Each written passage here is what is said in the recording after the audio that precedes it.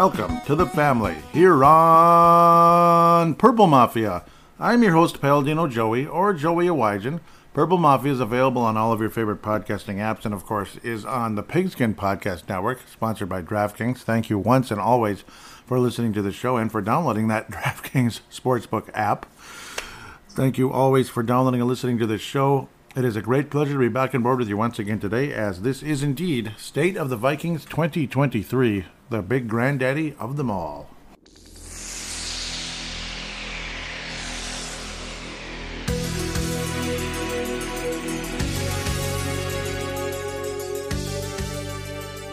Always a fun show to look forward to as we head into February, into March, and all that, free agency, draft, and of course putting a bow on the 2022 season, as we always like to put a bow on the previous season and get our, in the first segment, name our awards and demerits for the season. Second segment will be free agency and draft conversation. In other shows like basketball and hockey, Brave the Wild Timberwolves Explosion, it's usually draft and free agency, but in the NFL it's free agency and draft. It's a little different. Yeah, free agency comes first, for the most part anyway.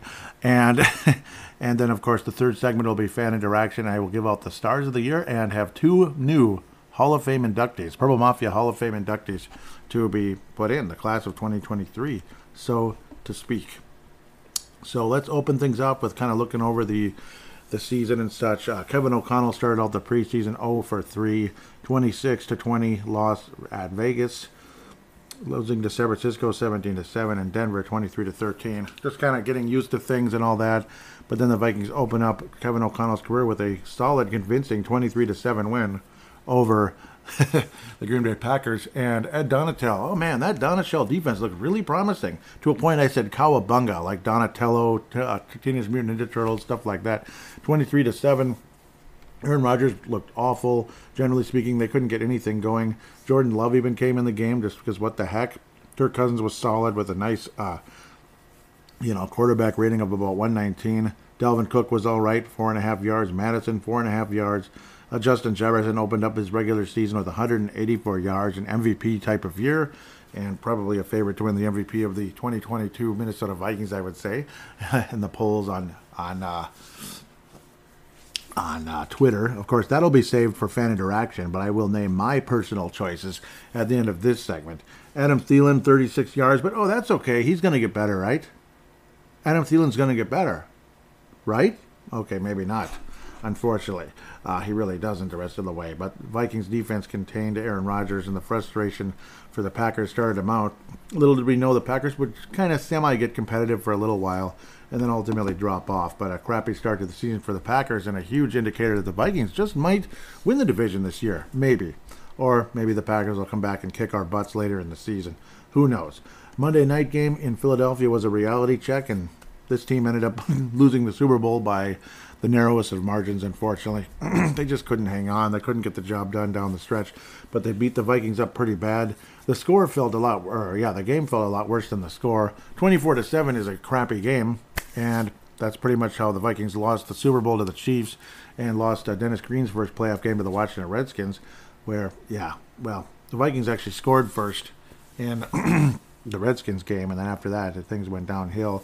Vikings were in this game for a little while, but it just kind of felt negative for the longest time and couldn't generate jack squat. A 24-7 halftime score ended up being the final score. The Vikings offense just couldn't click after getting a touchdown pass to Irv Smith from Kirk Cousins. But ultimately he would throw 3 interceptions. Him being Kirk Cousins, the running game couldn't get going, and plus the Vikings being behind, we had to force our way into the passing game. 46 attempts by Kirk Cousins, and it just wasn't meant to be.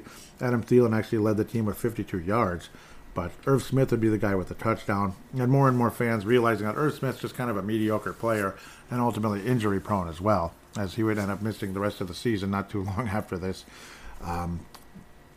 This was like a reality check, like, okay, never mind. We beat the Packers, but we're probably just going to still be that 9-8, 10-7 team that all of us thought. Little do we know the Vikings would go on to win 13 games this season. But, this was definitely a nasty reality check, the way Jalen Hurts just kind of ran and barreled his way into the end zone past our defense. And the Vikings defense suddenly didn't look nearly as good as it did against the Packers. But they did keep Philadelphia scoreless in the second half, which counts for something. but the Vikings offense couldn't do jack squat. Kirk Cousins ended up throwing 3 INTs. Jalen Hurts did throw 1, but the Vikings end up losing the game. Wahoo. Detroit, the back and forth battle, and that's how things are going to probably be from now on, as long as Dan Campbell's the head coach of the Detroit Lions. A 28-24 win for the Vikings to get us to 2-1 this on the season, but Detroit actually had a 10-point lead going into the fourth quarter, and then Kirky McClutcheton, as Phil Mackey would say on Mackey and Judd, would take over, and the Vikings would be clutched down the stretch. And this was, again, a theme, how things would go the rest of the season, how the Vikings would end up winning 13 games because how clutch we were in the fourth quarter. Probably the best fourth quarter team in the NFL, though it was irritating to always be trailing pretty much in the fourth quarter. It's not like we would ever blow anybody out the whole season, which was, again, annoying and frustrating. But the Vikings end up surviving an extremely close game versus the Detroit Lions, winning barely in a fashion how Detroit, again, coughed up 14 points in the fourth quarter. The Vikings end up winning by 4, 28-14. Again, a 10-point deficit after Detroit scored 10 points and had blanked the Vikings. It was kind of a game of runs, like a 14-point second quarter for the Vikings, a 10-point third quarter for Detroit, and then a 14-point fourth quarter for the Minnesota Vikings. Kind of a back and forth, and the Vikings end up escaping in very impressive fashion, defeating the Detroit Lions. At the time, a lot of us thought, big deal, it's just the Lions, and Dan Campbell's record would get worse and worse and worse as Detroit would be snake-bit with close losses. But then later in the year, Detroit almost made the playoffs the way they were progressing. And a lot of people believe Detroit could make the playoffs, and a lot of people actually believe Detroit is better than the Minnesota Vikings, despite the inferior record. Crazy thought, but as the season progressed, it's a conversation that actually existed in a lot of places. The Vikings would beat New Orleans 28-25. Andy Dalton, who's had has had the Vikings number forever, would be the quarterback of the New Orleans Saints. But this is the 2022 Vikings. See, we win close games. The 2021 Vikings were terrible, and 2020 Vikings were terrible at close games. In fact, they were terrible in general. The 2020 Vikings were a really bad team, honestly. It was a disaster. Shocking that Zimmer didn't get let go after that season, or 2021 would be basically a wasted year. Latavius Murray would get in the end zone and lead the Saints in yards with 57. Actually quite impressive. This is about the time when the Donatel defense started to look mediocre, including against Detroit. It just kind of kept getting a little bit weaker and weaker as the season progressed. But Justin Jefferson with another elite performance, 10 receptions with 147 yards, but no touchdowns.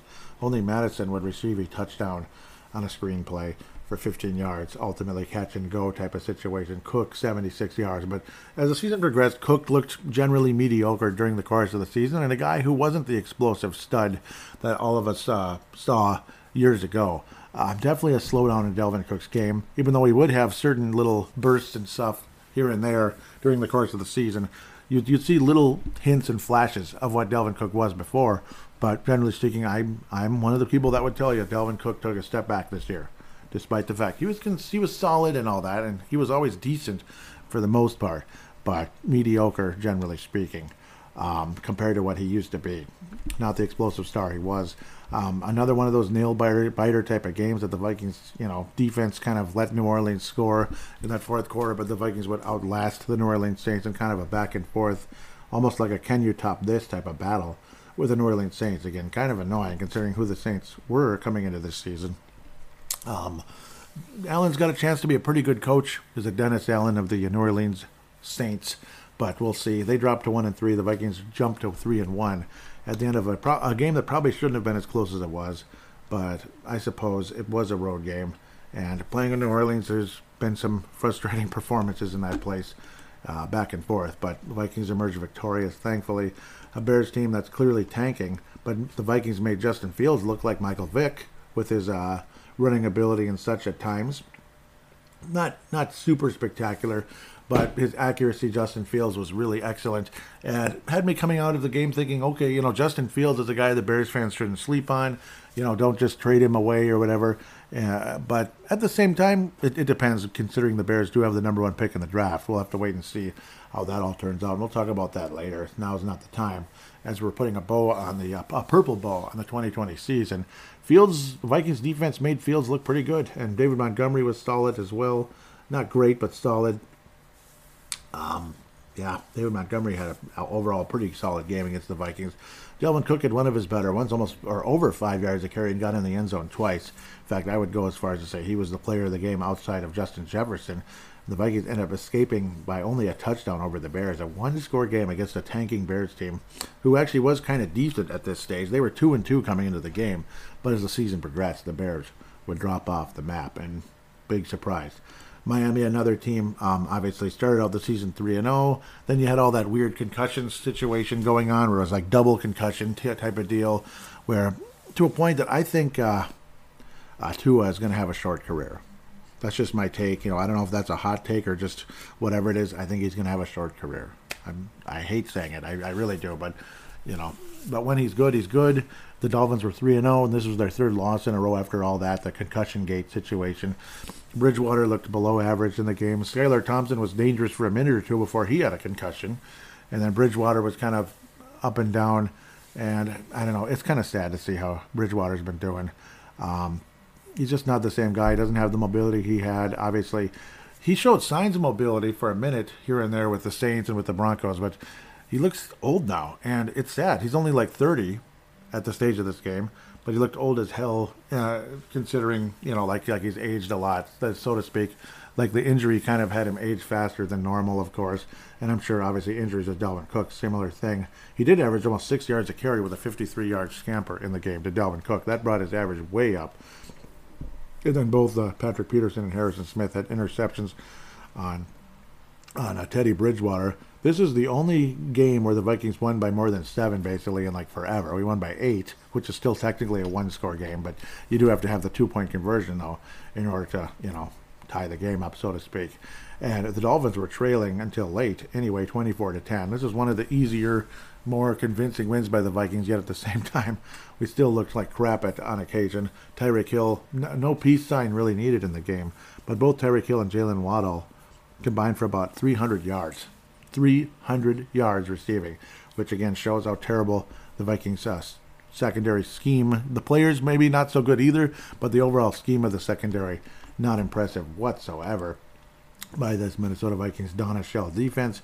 You go into the bye feeling good about yourself, 4-1, come back and beat Arizona by 8 points. Yay, an Arizona team that's pretty much dead. Not a very impressive win, but a win nonetheless. Vikings jump up to 6-1 on the season, not 5-1, but 6-1. If I'm clicking on the right thing, I thought it was 5-1. Okay, yeah, I beat the Bears 4-1, Dolphins 5-1, 6-1 upon beating the Arizona Cardinals. Vikings' massive winning streak gets more massive. Well, it becomes a very massive win streak as the season progresses. Another game where we made the Cardinals look a little better than they were. Well, Kyler Murray would have a couple of INTs and, of course, draw the ire and the, basically like a taunting penalty on Patrick Peterson, because Patrick Peterson kind of wanted to tell Kyler Murray what's up, so to speak, after his interception, because him and Kyler Murray really didn't like each other very much, apparently. Like, let's just say Patrick Peterson didn't like the way Kyler Murray carried himself while he was still a veteran on the Arizona Cardinals. Kyler Murray kind of came in all cocky, like he could do whatever, and I don't know. DeAndre Hopkins, we made him look like a superstar, and he is a great receiver. 159 yards and a TD in the game, but the Vikings secondary roasted and toasted once again as Ronald Moore, DeAndre Hopkins would combine for, 260 yards. That's wonderful. 260 yards for two receivers again. It was 300 last game. J.J. Watt with a couple of sacks in his final season in the NFL. Got a couple of sacks on Kirk Cousins. Cousins was okay. The Vikings would escape with another kind of sort of one-score win with an 8-point victory, 34-26. You felt good with the record, but like, okay, we beat them by this much, I guess. Washington, Vikings would head to the nation's capital. Yeah, I don't even want to get into anything beyond that. The Washington Redskins looked excellent in this game. Their defense was frustrating. Had me screaming and yelling at this TV and all that stuff. Nick Mullins would come in for a play because Kirk Cousins would be knocked out pretty bad for a minute there. I don't know if the wind got knocked out of him. It was something like that. But that Washington defense made the Vikings look terrible for stretches, keeping us to 7 points until late in the game. 17-7. I thought this thing was over early in the fourth quarter. And the Vikings defense, again, mediocre as ever. But, again, this Washington offense, nothing to nothing to write home about at all. Like, they're not going to win any awards for 150 passing yards and 44 receiving and all that and rushing. But, at the same time, we still made them look halfway decent on occasion. But the Vikings were the comeback kids this year during the course of the season until playoff time, of course. A 13-point run for the Minnesota Vikings to escape Washington with the win, 20-17, in a game that felt like, it was a close one. It was extremely scary. Again, that Washington defense really was something, and extremely frustrating off and on throughout the game. Well-coached defense. I mean, we'll give them credit, Ron Rivera and all that. Washington, did I call them the Redskins? I really hope I didn't. They're the Commanders, and I apologize. I mean, to me, they were the Redskins since, what, the 20s? So, early 30s? It's way back in the day, like 80, 90 years ago. So, it is what it is. They're the Washington Commanders, and I apologize for saying the name incorrectly. The Vikings would get a drive that would end up leading to a game-winning field goal by Greg Joseph. Thank God. 28-yarder. No miss or anything crazy like that. Greg Joseph was generally clutch in those moments. He had a 25-yarder that put the Vikings within 7 at one point, and then Kirk Cousins was able to lead the Vikings to tie it up and ultimately win the game. The Vikings clutched down the stretch against a Washington team that was a little better than some people thought, but at the same time, kind of a cute little team that could. Not an actual good team at all. Vikings jumped to 7-1 as the winning streak continues. Now the real test. Okay, you got past a Washington team that was better than we thought, and they punched you in the mouth and punched you again in the mouth, and you still survived and ended up winning by 3 on the road in Washington. Now you got to go to Buffalo. They're the best team in the league. A lot of people think they're going to end their drought and win the Super Bowl this year, and the Vikings had a bit of a back and forth with Buffalo. It was a back and forth battle. Off and on throughout this game, you thought Buffalo had it in the bag. Like, they're the better team. They're probably going to win. Impressive first drive by the Vikings to get their touchdown and all that. Finishing to Justin Jefferson, who would make the play of the season, maybe the play of the decade in this game. Vikings would fall down 14-7, 17-7. But the Vikings just kind of still hung in there just slightly. Josh Allen with multiple turnovers in the game. Kirk Cousins attempted 50 passes. He had multiple turnovers, interceptions in the game. Neither quarterback had great numbers. It's that, the Calcutta Clipper, as Dennis Green once called it. Alberta Clipper. Sorry, Dennis, but God rest his soul. Alberta Clipper. That's what he meant, I'm sure. Even though Alberta is nowhere near Buffalo. Around here, Alberta's a little closer. That's a freezing cold northwesterly wind in the winter or fall, I suppose, and maybe early spring. Alberta Clipper. Okay, I said it 50 times. Sorry. Buffalo again, 17-7. But the Vikings would just kind of hang in. 24-10. You thought this thing is done. It's over.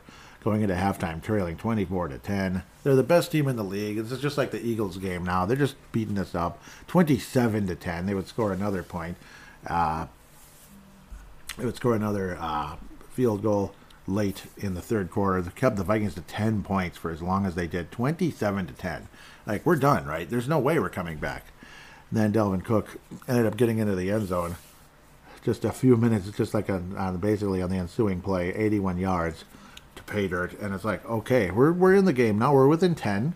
Going into the fourth quarter, okay, there's always a chance.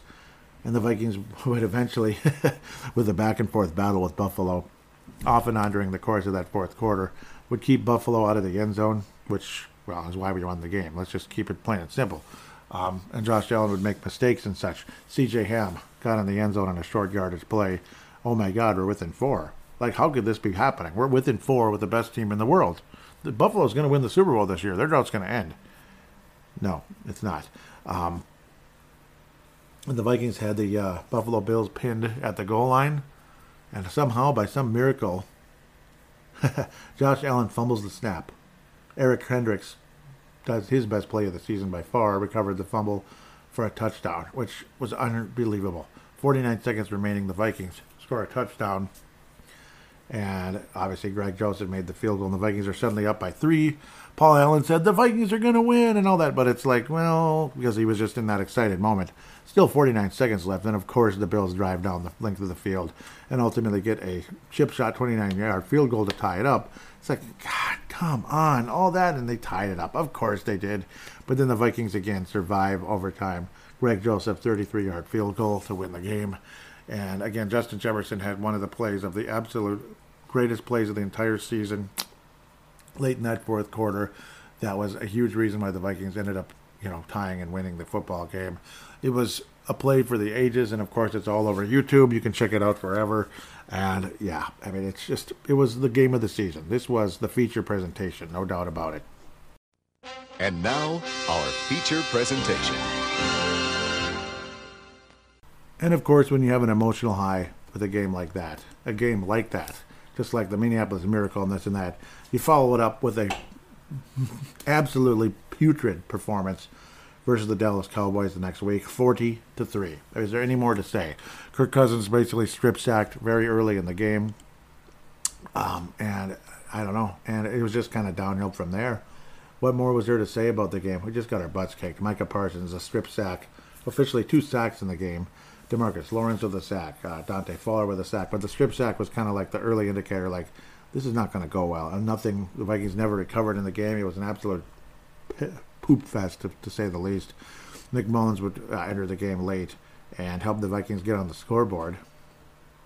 Well, no, he didn't. It was not that. The Vikings never actually got back on the scoreboard, but Mullins would be out there putting the Vikings in range and such, but ultimately end up losing the game and getting nowhere. 40-3 loss. The Vikings did tie it up 3-3, and you thought, okay, maybe we'll be fine despite the awful start to the game. It was a miracle that our defense, the red zone defense, kept the Cowboys out of the end zone after the strip sack. But after that, again, things just went downhill.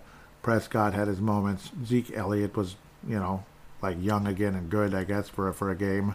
And the Vikings were awful. But generally, unfortunately, the rest of the season, as amazing as that Buffalo game was, and as good as the Vikings record would become as the season progressed, it didn't really matter for a hill of beans because, unfortunately, a lot of us I wish so much this team could win the Super Bowl. I wish so much this team could, first get to the Super Bowl and then ultimately win it. To get back to the Super Bowl would be a massive step because we haven't been there in over 40 years. But to actually win the darn thing, it would have been so awesome. But, of course, again, that Buffalo game I think the Vikings record would continue to get better, but, barely beating the New England Patriots, the Jets, barely getting whooped by Detroit, barely beating an Indianapolis Colts team, but in historic fashion. We'll come back to that. Let's just keep moving. But the shine never really truly came back after that Buffalo game. You never really saw the excellence that you saw by the Vikings in Buffalo. We would beat New England on Thanksgiving Day, which was wonderful, and that would help kind of dash and slow New England's chances of making the postseason. 33-26 in a fairly impressive fourth quarter, 10-0 fourth quarter. The Vikings were trailing in this game too. The Vikings were trailing against this mediocre Patriots team on multiple occasions, but never by too much. Down by three times in the game. But the Vikings would ultimately survive, and that was great. Justin Jefferson completed an 11-yard pass. Woohoo. We also made an amazing feat of allowing Mac Jones to throw for almost 400 yards in the game, despite the fact Mac Jones is about as mediocre as it gets. And this is when the Donna Shell defense we would really see it for real. Even though it happened versus Buffalo and Dallas, New England, the Jets game, what was it, the 4th or 5th game the Vikings would give up over 400 passing yards. It's just ridiculous. It was pitiful. It was awful. It was one of the worst things you ever saw. Not necessarily 400 passing yards, but 400 total yards, and it was well over that, almost 500. Mike White would pass for 369 yards. The Jets are known for their defense and winning games 6-3. Like, really good defense, an offense that is forgettable beyond belief. Garrett Wilson, 162 yards. 162 yards by Garrett Wilson. Zonovan Knight, 90 yards on the ground. 90 yards on the ground. One of the weaker offensive teams in the NFL would have 500 total yards. It was absolutely embarrassing. And Vikings end up surviving 27-22 in a game that against basically second and third stringers on offense. Don't know what to tell you. Follow it up with getting our butts kicked in Detroit, 34-23. Vikings dropped to 10-3 now. Again, the Cowboy game and the Eagle game were both terrible games. The Cowboy game was the worst of them all. And the Detroit game, what a mess. The Vikings just got pounded and knocked into the ground, and Detroit suddenly becomes a team that looks like a playoff team. Kirk Cousins was good in the game, but that was kind of classic Kirk. He'd always do well against Detroit. 425 yards and 2 touchdowns because Detroit's defense isn't any good either. But I guess good when it matters. Their offense is really what gets it done. 330 yards, 3 touchdowns like Jared Goff, and Detroit looked almost perfect at times in this game compared to the Vikings. And the Vikings gave up another 1,000,000 yards in a game versus whether the quarterback is a Pro Bowler or not. It was happening, 300-plus yards. And then the historic leading into Christmas week game, because, you get those of us that might have taken that week off just because it's a nice time to take a week off, leading into Christmas. And you have a Saturday afternoon game, and it's like, why couldn't it just be Sunday? Saturday afternoon, that's not football time, is it?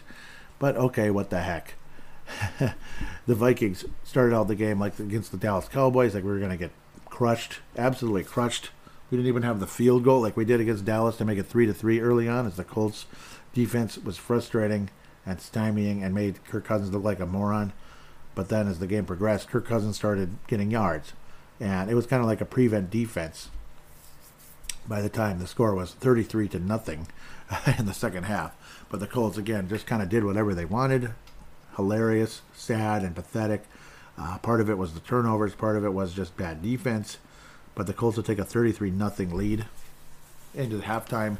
And I said, what the hell? It's not like the Vikings are going to make and I put it on both social medias, Twitter and Facebook.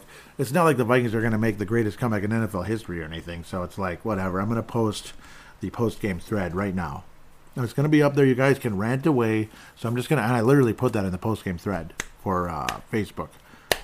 Little did I know the Vikings would make the greatest comeback in NFL history against a terrible Colts team. This was not a really good Houston Oilers team in Buffalo back in '92. So this game had a lot less meaning than that playoff game. And it turned out it really did mean a whole lot less, because that Buffalo team went to the Super Bowl. Ultimately, the guy got hammered by the Cowboys, and that was too bad because I hate the Cowboys. And I kind of like Buffalo a little bit. I like this Buffalo team more sometimes not as much. I don't know. Whatever it is. But the Vikings would make a comeback. Unfortunately, the Colts would finally score again to make it 36. But then again, that was actually midway through the third quarter. The Vikings trail 33-0, 33-7. And this was midway through the third quarter. The Vikings finally scored their first points of the game. That's what's so impressive. McLaughlin, again, was able to make a 52-yard kick. What the heck? 36-7. The Colts were done scoring, thankfully, at that stage. The Vikings would end up with 39 points. Kirk Cousins clutch. Kirk Cousins completing passes. The Colts kind of, lackadaisical defensively. And the Vikings took advantage of it time and time and time and time and time and time again. And ultimately scored 39 points going into overtime and winning the game. There were a few close calls that thankfully went the Vikings' way. And we appreciate it very much. But to outscore the Colts 39-3 in the second half is one of the most impressive things I've ever seen. As terrible as the Colts are, scoring 39 points against anybody is pretty damn impressive, especially when it's a quarter and a half. That's like unheard of. It just doesn't happen. Dalvin Cook did have 95 yards on the ground, but Kirk Cousins 460 yards in the air. A couple of interceptions again during the early stages of the game that were terrible. KJ Osborne was freaking awesome. It was a great game, and KJ Osborne kind of is the spark plug, the guy that got things going, making the first big play to get the Vikings kind of like, maybe, okay, we'll see what happens. Maybe there's a chance here, we'll do something. But at least KJ Osborne will finally get somewhere. 157 yards in the air with his touchdown. Justin Jefferson, 123 yards. Dalvin Cook, 95 yards receiving and a touchdown as well. Adam Thielen even got in the end zone. But almost 500 yards throwing by Kirk Cousins. And the Vikings win in the greatest comeback in NFL history. We thought, my God, we can beat anybody now. Even though the Colts are crappy and hapless and it's a mess and their coach was not somebody you would want to write home about, let's just say, in Jeff Saturday. But the Vikings win. And then you have that beautiful, beautiful whiteout game. And it was a really cool idea. At first, I'm like, why are we wearing white at home? That's kind of weird. But then you saw how they whited out the logo, and everything was just kind of different. It was like a reverse look of everything in the U.S. Bank Stadium, and it was kind of a combination of it's Christmas Eve, which it was, another Saturday game, and we just gotten a pretty significant snowfall, but it was that nice cold white type of snow, not the wet heavy stuff. Some of you live in climates that you don't really see snow ever. Others, maybe you only get the wet stuff. But we got that nice, cold, light snow that I appreciate so much. so much when it's actually like cold out, which it was during that time. Most of December was freezing cold. It actually warmed up on New Year's Eve, which is the weirdest thing ever because it's always freezing cold on New Year's Eve, but not this year. It was like above freezing on New Year's Eve, which I've never seen. But the whole month of December was bitter cold this year. So when it did snow, you got the light stuff, which was really nice. The light, fluffy stuff that's easy to shovel.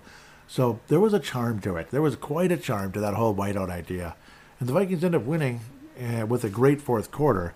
They were trailing most of the way again, screwing around with this Giants team that looked like they might beat us. And then it's like, this could easily be a playoff game at some point. The Giants were ahead in multiple occasions. But at the same time, the Vikings looked like the better team, but only by a very thin margin. That's the one thing. It was 10-0 at one point. It was a very thin margin, but you figure the Vikings can beat this team. I mean, they're just mediocre. Saquon Barkley's a pretty good running back. The defense is okay at times, but sometimes it's not. It's more of an offensive coach, of course, and Daniel Jones had a great day, though, because every quarterback has great days against this Vikings defense, and the Donna Hell defense wasn't going to get the job done. But it was a charming, charming game going into Christmas Eve, and ultimately those of us that would go to church and all that and hold up the candle singing Noel, it was pretty cool and all that. And Silent Night, that's the ultimate one. That's the last song usually that would sing, Silent Night, and that's what it was. It's Christmas Eve is Silent Night, and it was a beautiful, just an overall beautiful Christmas Eve. And unfortunately, little did we know what a disappointment this matchup would be when we would kick off in the postseason later on, and how early the exit was. Well, the Vikings would get hammered by a Green Bay Packers team 41-17 in a game that just felt like from the get-go the Vikings weren't going to win this game. Nick Mullins completed all 4 of his passes, including a touchdown, so he had a perfect quarterback rating in garbage time, which is cute. At least the Vikings scored late, but the Packers just kind of were all over the Vikings, and the multiple interceptions by Kirk Cousins, and nothing seemed to work, and the Packers just were all over Minnesota as they were trying to hang in there at 8-8. Maybe there was a small chance they could make the postseason. Vikings get to 12-4. Ultimately would finish the season at Chicago. Usually it's in the U.S. Bank Stadium or Metrodome or whatever, but at Chicago, Vikings would win comfortably 29-13, where the Bears would ultimately get the number 1 pick in the draft, thanks to Houston winning a game that a lot of their fans were probably hoping they wouldn't. A comfortable win by the Vikings. You figure, okay, it's kind of a preseason game. Nick Mullins would enter and complete 11 of 13 passes, but throw an interception. Nathan Peterman was the quarterback of the Bears. Tim Boyle would throw multiple interceptions. It was just kind of a preseason game. Obviously, no Justin Jefferson. Oh, no, he did play for a short time. Jefferson and Cousins did play for a short time, but were sat out in the second quarter. Madison got carries and all that. Yep. So yeah, of course, Cook played and he fumbled in the game. That figures. But the Vikings would escape with a comfortable win over a Bears team that was ready to get the number 1 pick in the draft. And then came the playoff game, and things did not go so well, unfortunately. 31-24. Most of the way the Vikings were, it just felt like the Vikings were behind the 8 ball in this entire game, despite a solid start to the game, going up 7-0. The Giants would answer very quickly, and then they take the lead, and I don't know, Vikings never got the lead back. Vikings trailed most of the way, finally tied it up early in the early in the fourth quarter, but then the offense just stunk after that. Again, the Giants would score a touchdown by Saquon Barkley to go up by 7 again, and the Vikings offense just kind of stunk the rest of the way and couldn't get the job done. The Giants escape with a win. Another 300-yard game by Daniel Jones. We'll see if he winds up getting franchise tagged by the Giants. That's kind of the talk. That's probably what's going to happen. TJ Hawkinson was great against the Giants in both games, the whiteout game and in this one, 129 yards. But at the end of the day, the Vikings did not get the job done and ultimately end up losing it. TJ Hawkinson, a wonderful acquisition during the course of the season. I apologize for not bringing that up during the time it actually happened, because it was a mid-season transaction or in-season transaction. So now I've got to kind of go back into the calendar here to see when it exactly happened, because sometimes I get kind of, there it is, yep, November 1st. Oh, yep, that was before the Buffalo game, a couple of weeks before the Buffalo game, actually. But a nice, solid win by the the Vikings would end up, that was right when the Vikings were playing well, but needed a tight end because Irv Smith was out. The Washington game was Hawkinson's first with Minnesota. Yep. And he would make 9 catches, and his first game was a Viking with 70 yards. So, yeah, that was extremely exciting. Hopefully the Vikings can sign him to an extension in the offseason. Obviously, a wonderful acquisition. Some of you may actually pick that as the biggest surprise. I'm guessing that's not going to win, though, at the end of the day.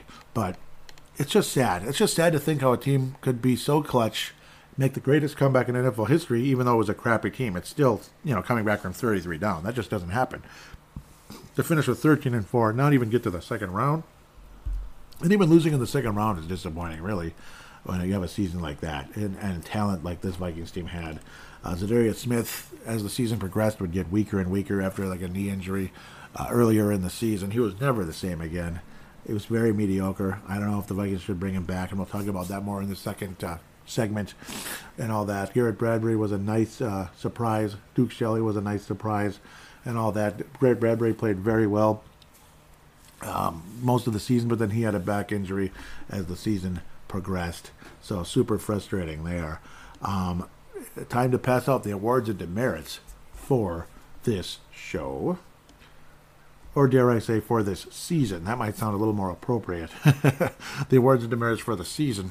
The MVP is Justin Jefferson in my book, and so far he's unanimous on the Yahoo poll, the Twitter poll, but I'm going to leave that where it is. I'm not going to tell you about the others necessarily. The other candidates that I have up: Justin Jefferson, Kirk Cousins, Christian Darrisaw, Danielle Hunter. This is on Twitter, of course, at Purple Mafia Show. Those were your candidates, but Justin Jefferson, yeah, that's the only one I'm going to say about. He's going to get it. Everybody knows that. Biggest disappointment for 2020. Why did I put 2023? 2022. That's dumb. And unfortunately, you can't edit, but they'll get the idea, I'm sure. Eric Kendricks, Adam Thielen, Zadarius Smith after the knee, or Jordan Hicks. All good candidates for biggest disappointment, in my opinion, but my vote goes to Eric Kendricks. Again, Justin Jefferson, MVP. Biggest disappointment, Eric Kendricks. Too much of a drop-off during the course of the season. Massive drop-off. Zadarius Smith, it was an in-season drop-off after a great start. Huge disappointment the rest of the year. And considering the Vikings can save, 9 to 12 million in cap space if they move on from Zadarius, they probably will, unless there's a big pay cut or something. Biggest surprise candidates, and of course you can always mention different ones. Duke Shelley, Garrett Bradbury. Duke Shelley was quite a surprise, wasn't he? T.J. Hawkinson, the T.J. Hawkinson trade and how well he did afterward. And Brian Asamoah, the second, was a nice surprise, I thought, generally speaking. Obviously a great athlete, but when he does play, it's like, whoa, he could probably be a starter, which is really cool. But for me, it's by far and away Duke Shelley. I don't think anybody on the planet thought this waiver wire acquisition from the Bears, a team that's quitting basically, would end up being as good as he is. He was excellent during the course of the season. He was probably by the end of the year, he was probably the best cornerback we had during the course of the season overall. Duke Shelley, out of nowhere, ends up being an outstanding, he was probably the best cornerback on the team. I won't say outstanding, but a very good cornerback for Minnesota, and appreciate him to death for what he was able to accomplish. Those are my votes for the season, the awards, the demerits, this and that. Overall, a great season that ended up being a massive disappointment in the end, and just another typical Minnesota Vikings letdown. All too familiar, as I called it at the time, and that one actually did pretty good, that episode, as that's what it was, all too familiar. The 92 Vikings, 11-5, really looked good. Unbelievable defense that forced turnovers, an offense that could be really fun with Chris Carter, who was emerging, Anthony Carter was still good, Terry Allen, who had 15 touchdowns, a great offensive line, great defensive line.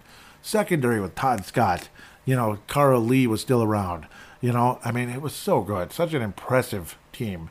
Jack Del Rio, Al Noga, great players on that team on both sides of the ball. Fadervez, great kicker. You could just go on all day. And then you score a touchdown early on against the Washington Redskins, which is what they were called at the time, and you never score again and you lose 24-7. And, yep, that was my first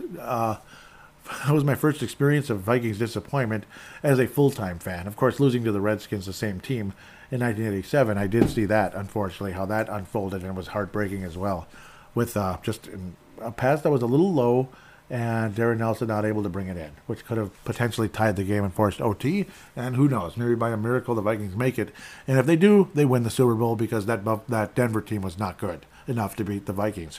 They got destroyed by Washington. in the 87 Super Bowl. So there it is. All too familiar. All too familiar. You get Warren Moon, you're really excited, and you get crushed by the Bears in the playoffs. 97, things look super promising. You pull off a miracle win over the Giants and get crushed by San Francisco. 98, the season of a lifetime. A season that happens once every 30, 40, 50, 60 years. 15-1 season. That's just, historic numbers. Rookie of the year of all time. The greatest rookie maybe that ever lived in Randy Moss. Randall Cunningham, comeback player of the year. MVP candidate. Robert Smith finally stays healthy and was unbelievable. A defense that, had John Randall and other nice players. Great offensive line. The defense was questionable, no doubt, by that stage, because a lot of those great players were gone from the earlier 90s and 80s and stuff.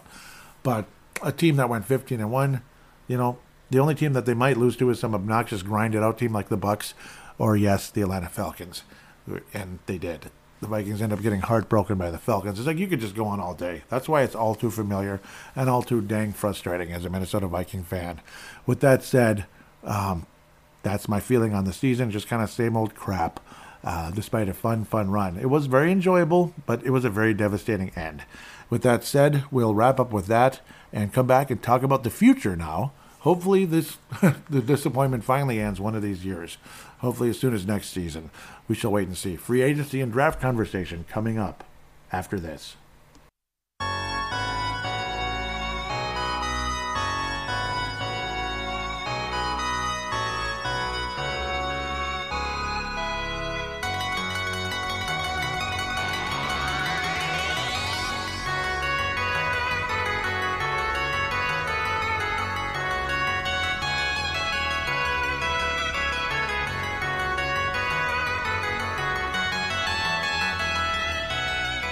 And we are back here on Purple Mafia, State of the Vikings 2023. Segment number 2, going to look at free agency and the draft. But first, speaking about draft, let's talk about DraftKings, our sponsor here on Purple Mafia and the Pigskin Podcast Network. The action never ends at DraftKings Sportsbook, especially this summer. With tons of ways to bet on all your favorite sports, you can fuel your fandom and feel the heat of the season like never before. Plus, right now, DraftKings Sportsbook is giving new customers a risk-free bet up to $1,000. That's right. Make your first bet up to $1,000, and if it doesn't win, you get another shot to cash in. And, of course, spring before summer, but you get the idea. That's how this goes. You can now throw down on all major action for baseball, golf, MMA, and more.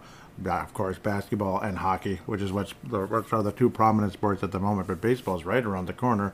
Plus, with same-game parlays, spreads, money lines, over-unders, and props, your betting options will feel endless.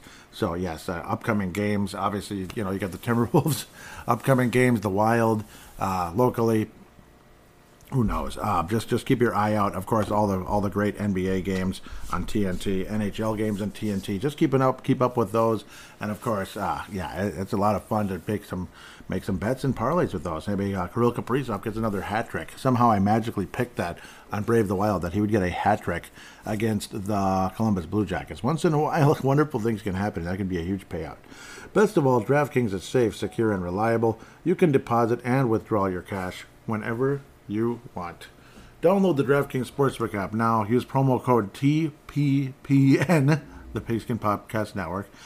Make your first deposit and get a risk-free bet up to $1,000. That's promo code TPPN. Only at DraftKings Sportsbook. Minimum age and eligibility restrictions apply. See show notes for details. So now we're going to jump into free agency and the salary cap situation. Of course, we're going to use a draft simulator like I did last year, thanks to PFF, Pro Football Focus. Really love that draft simulator. It's a lot of fun and highly recommend you do it just for the heck of it. Try not to get too addicted and lose hours and hours. Some people might end up doing that. Oh, let's see who I get this time. Yeah! Stuff like that. But unfortunately, the chance of the Vikings getting a franchise quarterback necessarily for one to fall to us is slim, but I guess you never know. You never know. Miracles do happen sometimes, and of course, second, third round, you never know what could happen there. Free agency, the salary cap situation, Kirk Cousins has a cap hit of $36 million. $250. Adam Thielen, $19.967. Basically $20 million cap hit. No chance that the Vikings go into the regular season with that. Brian O'Neill's number 3, but he's one of literally the bookends of that offensive line. Harrison Smith at 19.1. Now, Brian O'Neill's making 19.6 as well. Or, excuse me, his cap hit is 19.6. The dead cap is the important part.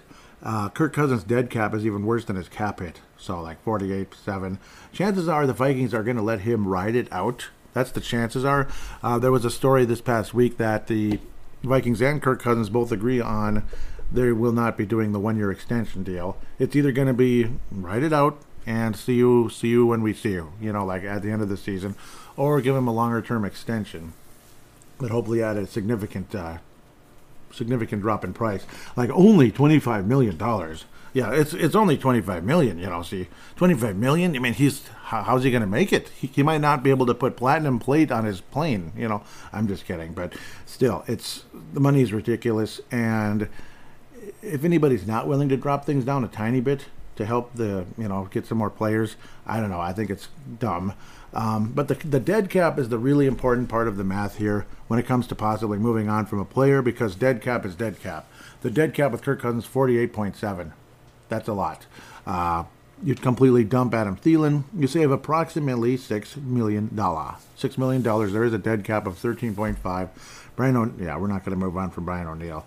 Harrison Smith, you could potentially get him down. You could potentially save about $7.5 million, approximately, with a dead cap of 11.7-ish. Zadarius Smith is the big one. You can save $12 million. And the way he dropped off, and apparently he's kind of not the best. He's not the best. He's, I don't know, maybe a little bit of attitude, a little bit of pride and attitude. So they say. Of course, maybe I shouldn't be jumping out and saying that too much, but that's what they say. To me, I think Zadarius Smith is gone unless he comes back at a huge discount.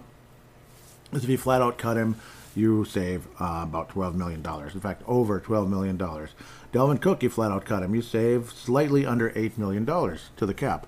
Danielle Hunter, you're not cutting him. Obviously, the dead cap is significantly higher than his cap hit. Dead cap is 18.8.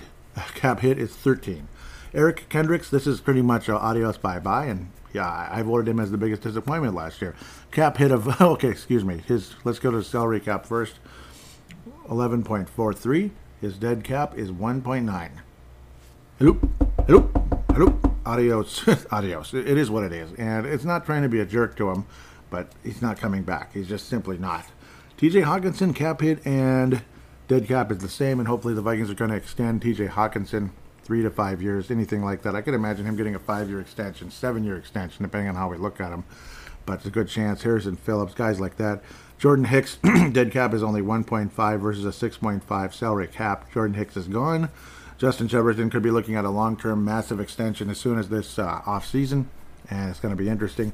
Even C.J. Ham, you could save about $3 million by cutting him, but depending on how you look at your fullback position, I like the guy. I think a lot of people do. He's green eggs and ham. He's from Duluth and all that cool stuff. Christian Darrisaw, you wouldn't cut him if he held a gun to your head. That's how good he is. Ezra Cleveland, no real reason to do that. Yes, you can save about $3 million at the cap. It's Ezra Cleveland. He's okay, and he's not that expensive. Cap hit of 3.3. He might even be looking at an extension at sometime in the not-distant future. KJ Osborne, guys like that. No reason to move on from them. The hope is people like Lewis Dean can recover. Andrew Booth has been oft injured, and he was a massive disappointment as well. Massive disappointment. This was a pretty crappy draft, to be quite fair. Pretty crappy first draft. Obviously, Lewis Dean had the massive broken leg injury, so a compound fracture type of thing, but it turns out he's recovered very nicely. Rager, I don't think he's coming back. His cap hit is the same as his cap, 2.4, so you're not saving anything. You could bring him back, but I could imagine the Vikings upgraded that position. Ed Ingram, he's just a rookie, blah, blah, blah. He wasn't good as a rookie. Hopefully he gets better. Brian Asamoah is pretty cool and exciting, blah, blah, blah, blah, blah. Guys like James Lynch, if you let him go, you save $1 million basically. No reason to really get rid of him. Caleb Evans was a decent draft pick, apparently. Bynum was a nice pick a couple of years back. Josh Metellus, really like what he can do. No dead cap at all. But, we're not going to cut him, so there's just no real reason unless he just doesn't make the team. That type of thing. Same with guys like Blake Brandel, Kyrus Tonga was actually a really nice surprise also. He was an honorable mention for a surprise of the year. I thought Naylor was mediocre. You could go on forever. I don't need to look at every single free agent, or not free agent, but every single player on the Vikings roster with their cap hit. Irv Smith, isn't he a free agent? Yeah, he's not even on here, is he? Sounds like they're saying he could make 10.3. Irv Smith for doing what? For doing what? I don't understand. The calculated market values, according to this sporttrack.com. Kirk Cousins, $43.2 million. Okay. Garrett Bradbury, $11.9. Do the Vikings bring Garrett Bradbury back, or do we look to upgrade that position in the offseason? It's like he finally got better, and then he got hurt. So that was really annoying. Jalen Reagor, they're saying 4.6. Patrick Peterson, 6.4. He's a free agent. Delvin Tomlinson, 8.4. Irv Smith, 10.3. For doing what again? So I don't think the Vikings are in a huge rush to bring back Irv Smith. He's talented, but in the grand scheme of things, he's not that great. And you have T.J. Hawkinson. I say just put that money towards T.J. Hawkinson. Like, what's the point otherwise? Put the money towards T.J. Hawkinson. I mean, that's what I would do. You don't need to give him $100 million or anything, because Hawkinson's good, but he's not that great. They're actually not. They're not showing him in the calculated market value for some reason. But yeah, he needs an extension. I don't think it's any kind of emergency right now. But yeah, it would be nice to get an extension when it comes to T.J. Hawkinson, obviously. So to look at other potential free agents as we bounce around free agency, free agents, departures, this and that. Case Keenum's a free agent. That's funny. Singletary, that's interesting. But yeah, that's Buffalo. I think he stays there. Guys like that. But this is kind of like the whole list and everything. We don't necessarily need that at the moment. You're more or less looking at, so that's kind of to look at everybody. But yeah, the top 101 free agents. There's conversation about the Vikings looking to get a wide receiver as a free agent, that type of thing. Lamar Jackson, believe it or not, is out there. Geno Smith, guys like that. Those guys should get a bit of money. Daniel Jones, yep, he may be franchise tag. Derek Carr has been released by the Oaktown Raiders. Carson Wentz released by the Washington Commanders yesterday. I think he's a backup quarterback now, unfortunately. It just is what it is. If you want to make a major upgrade at safety, Chauncey Gardner-Johnson, possibly at age 25, but I doubt he'd be available. James Bradbury, 30 years of age, from the Eagles. Saquon Barkley. I don't think the Vikings go that direction. I think Barkley stays with the Bills, I'm guessing.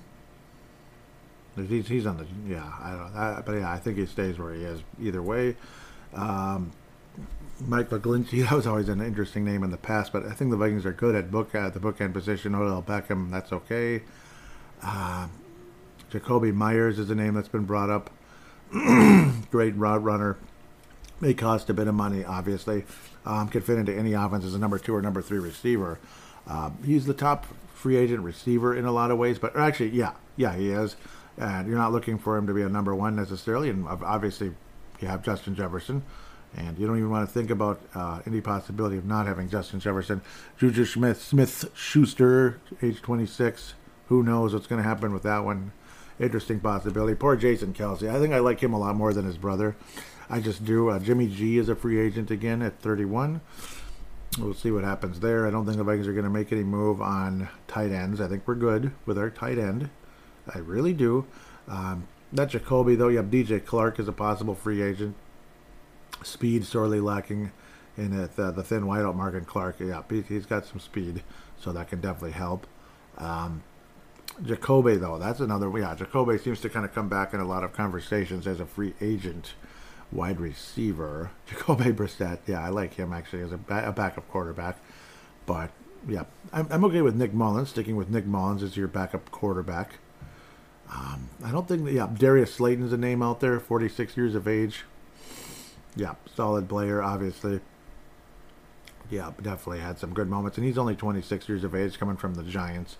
Kind of want to look at him for a second. Yep, and obviously that's the team that knocked us out of the playoffs, because they just did.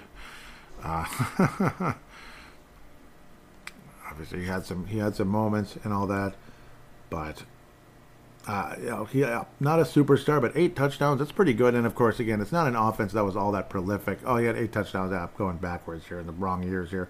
But yeah, every year around 700 yards. Only 2 touchdowns last year for some reason, despite the fact the Giants were better. But yeah, it's like they're talking about how he kind of restricted, kind of held back there in New York.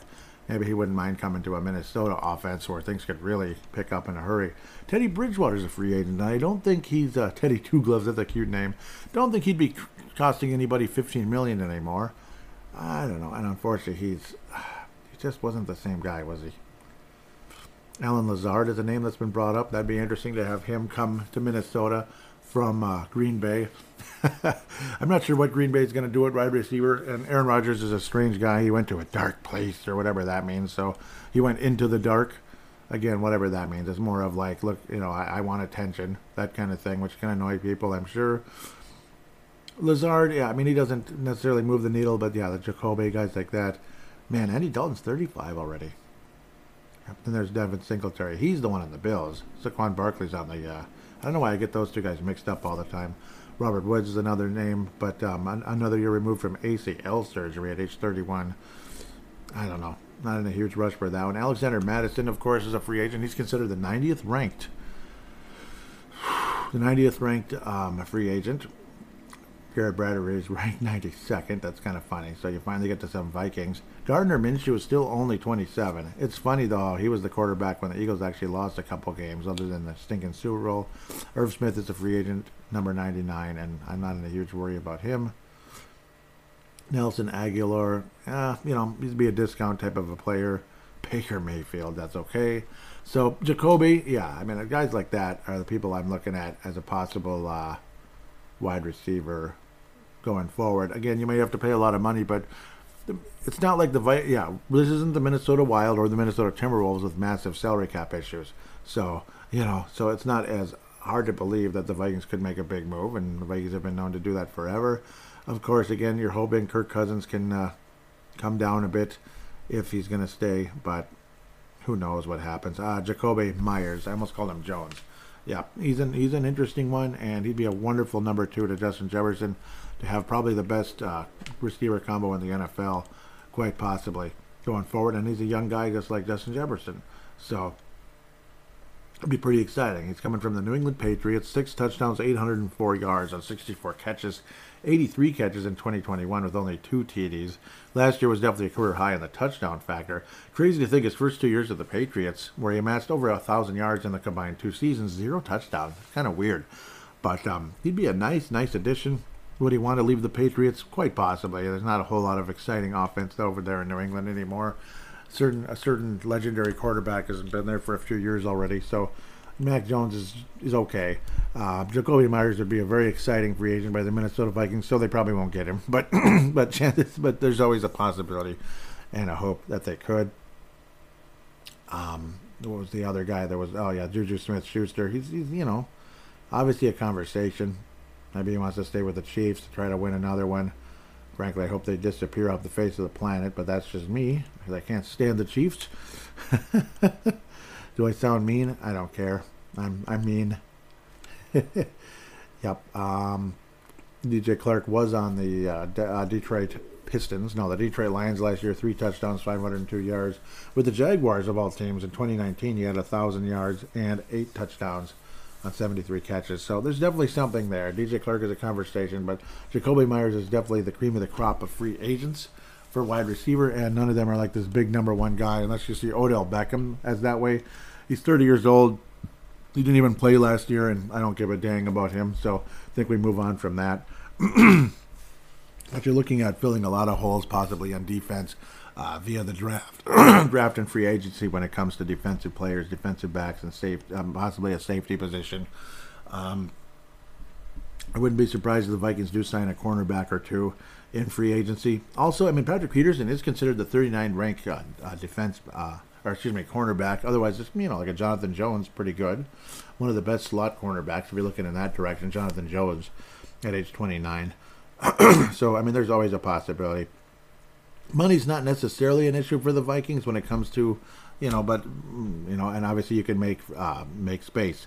Linebacker position definitely needs a major upgrade one way or another. It'd be exciting if the Vikings were to sign like a big name like a Tremaine Edmonds, but I just kind of doubt that's going to happen. Anything crazy like that.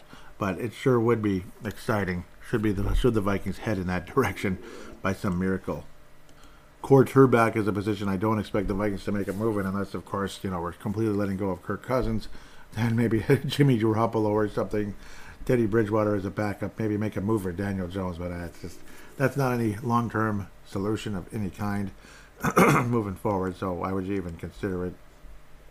So Vikings obviously need a major upgrade at linebacker. There's just no doubt about it. Robert Woods, Nelson Aguilar, Shepard, DJ Clark, guys like that. Some of them made a lot of money last year. Jacoby Myers only made 3.9, and I got to think you're looking at 10-ish for him, if not more. Jarvis Landry's an older guy now, over 30. Still like him. I wouldn't mind making a move for him possibly as a wide receiver for a veteran and all that. But Jacoby Myers is definitely my top target for free agent. Julio Jones is 34 and way past his prime. He was great when he was around. Robert Woods, yeah, he made a lot of money last year, and he's already 31. So, I don't know. It's not anything I'd be in a huge rush to do. Alan Lazard, 27 years of age. So, wide receiver, I keep obsessing over wide receiver, and I apologize. Linebacker position is a huge one. I think the Vikings obviously need to quite possibly look at outside linebacker, inside linebacker. Outside linebackers. There's not much of a crop here at the moment, unfortunately. Some younger guys that maybe you get somewhere. Kevin Pierre-Louis. No, he's not young. He's 30 plus.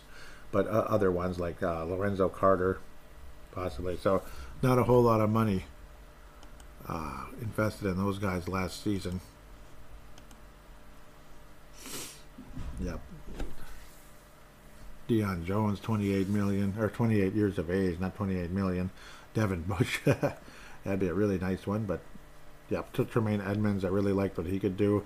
He's only turning 25 coming up here, so some intriguing possibilities at the linebacker position. Otherwise, again, draft away and hope for the best.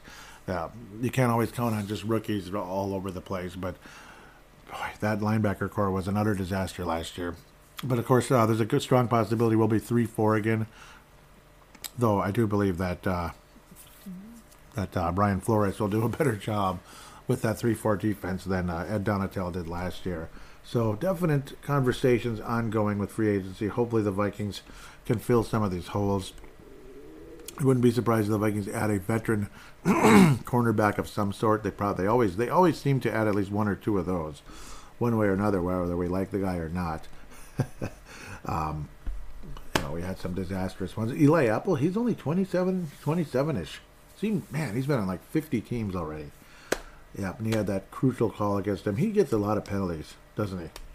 He's not a real expensive guy. I don't mind him, but he's talented. But yeah, he gets penalized like at the worst time, and it's not the first time either. It's happened against us, I believe, a couple of times. Patrick Peterson, he just keeps getting older and older, even though he was really good last year. Is there a chance the Vikings bring him back? That'd be nice, but I'm not completely sure what's going to happen with him at the end of the day. But yeah, Vikings probably will bring in a cornerback of some kind. Linebacker, you have to probably bring in like one or two at least, a veteran or two. Maybe you keep Zadarius Smith and get his money down, quite possibly, because his cap hit is just too freaking high. Have to do a restructure of some sort, or just flat out let him go. I'd take a chance on Zadarius Smith over Eric Kendricks at the end of the day when it comes to the linebacker position, unless Eric Kendricks wants to make like $3 million a year. Otherwise, I don't know, man. And Delvin Cook, he says he doesn't plan to restructure. Maybe you ride him out another year, but I don't know. I think going young at the running back position is the smart way to go via the draft and hope for the best. But because running game is important and everything, but it's certainly not the do-all, end-all of offense, especially when you already have probably the best receiver in the league, and maybe you can add another really good one. Running backs can be had, and we have other running backs in the stable, so to speak. Not sure if you have a future starter in Kenny Nwangwu or Ty Chandler or anything, but who knows? Maybe Ty Chandler does become a really good player at some point in the not-too-distant future. And again, you don't have to have the best running game in the NFL to win a championship anymore. You know, it's not Emmitt Smith and Terrell Davis. As much as I like Terrell Davis very much, it's a different era, whether you like it or not. It just is. Let's get to the mock draft simulator.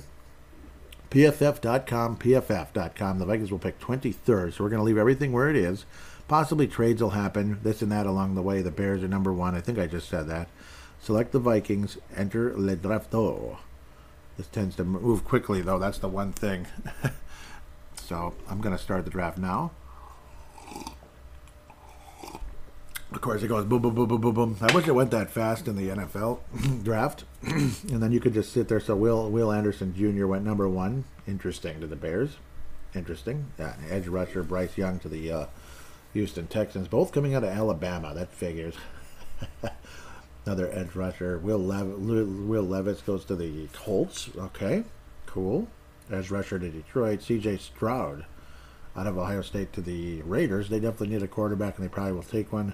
Same with Carolina. Anthony Richardson. So looking at all the different quarterbacks along the way. Miami forfeited their pick, apparently. And the Minnesota Vikings now have defensive line Kalaje Kansi, Zay Flowers at wide receiver, Boston College. Kansi's from Pittsburgh. And Deonte Banks, cornerback out of Maryland. Maybe we go with Zay Flowers? I don't know, but it's like that defense is so bad. Zay Flowers, yep, he's a name that's been floating around. Of course, there's all kinds of receivers possibly popping up. And shoot, I had mock drafts up, and I thought I did. Other mock drafts are what teams are taking. I'm going to mess around really quick. Do actual regular mock drafts to see what the experts are taking, just for the heck of it, just for fun. And, you know, obviously the PFF one is a lot of fun. There's a 2-round one from PFF of their own. And what does it have? Keep going down, down, down. I apologize for my delay. Yeah, Deonte Banks, Maryland. So, I actually took him in a previous draft simulator. That's probably not a bad one. You know, they say, 6'2", 205-pound Banks stands out as man coverage outside cornerback. Yeah, that's good. He does lack consistency when it comes to mirroring off-press coverage, but when he's in sync, he's one of the best cover cornerbacks in the class.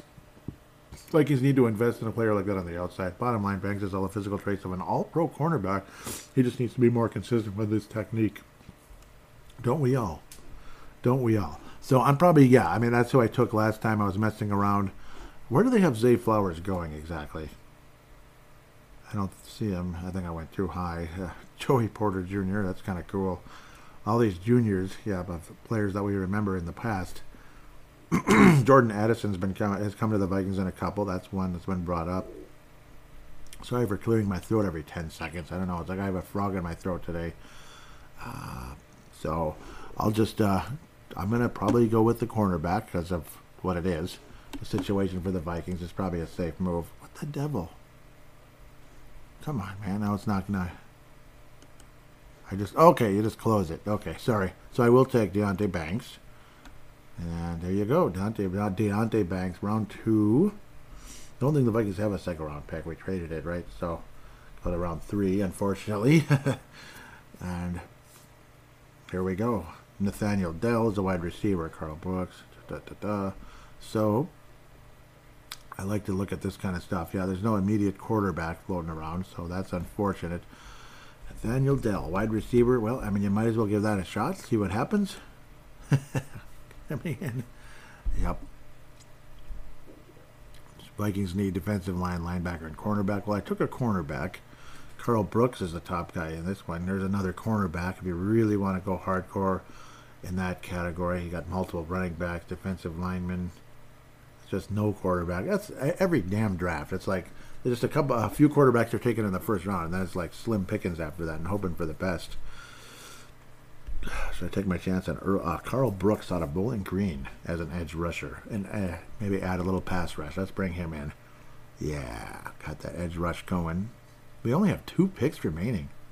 Boy, gone are the days of Rick Spielman with his 19 7th-round picks. This is round 5. Michael Wilson, Gosh, you can't even go for a developmental quarterback here. Shh. This is sucky. could find the next Brock Purdy. That'd be nice. I'm not going to take another wide receiver. Well, I talked about a running back, Dwayne McBride. Dwayne McBride. As I go in that direction, I think I will.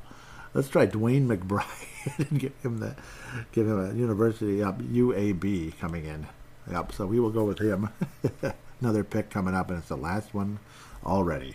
Let's go with the linebacker. Oh, otherwise you get Aiden O'Connell out of Purdue. Ooh. Otherwise Dorian Williams, linebacker. Should I take a shot on Aiden O'Connell? Just like Kevin O'Connell. O'Connell and O'Connell. Will it be magic for the Minnesota Vikings? Will it be a magical pick for the Vikings? I got to think the Vikings move around and add some picks along the way. Heck, we might trade some players around before that, or even during the draft, some current players on the roster. For me, it's between the linebacker out of Tulane, Dorian Williams, or Aiden O'Connell. Obviously, both major needs. I did take a linebacker already, didn't I? But, I mean, you know, odds are that Aiden O'Connell, you're just, you know, it might be the pick of the century. Otherwise, take a chance on the linebacker. That's where I'm going, Dorian Williams. And that should be it. Several picks going. They're just flying through. We'll see how I grade in the draft.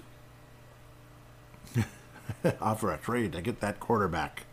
That'd be cool. Yep, no trades were proposed to me. I'm sure the Vikings will have plenty of trade proposals.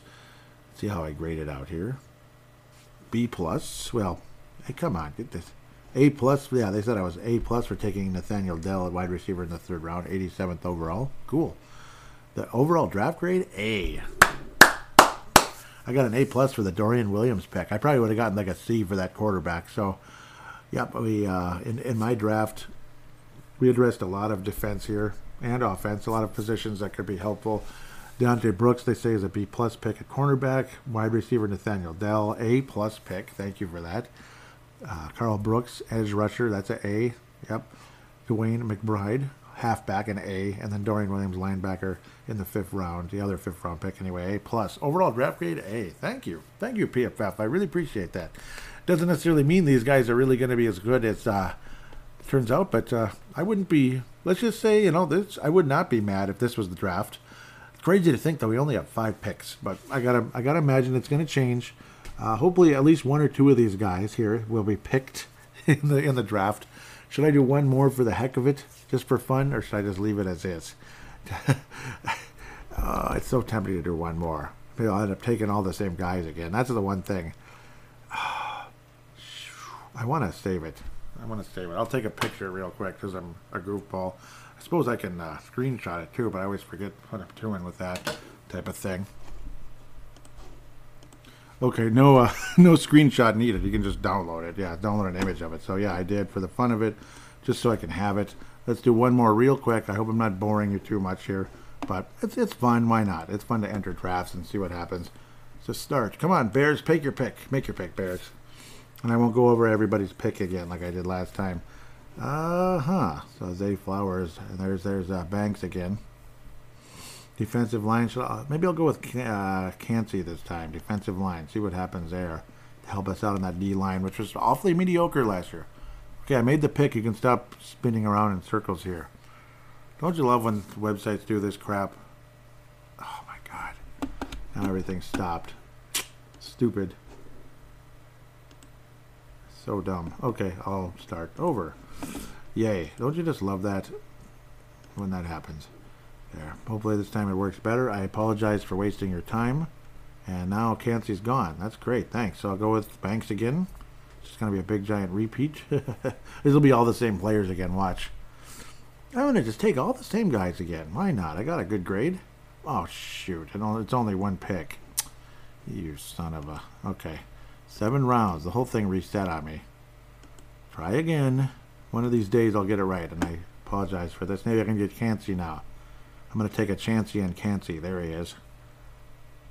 There you go. Take a chancey on Cansey. It's crazy to think the Vikings only have 5 picks, but yeah, it sucks. Too many trades. We'll just trade away everything. Hell with it. We're going to be like Chuck Fletcher of the Wild. Up Chuck Fletcher. Yeah, there's the receiver again, Nathaniel Dell.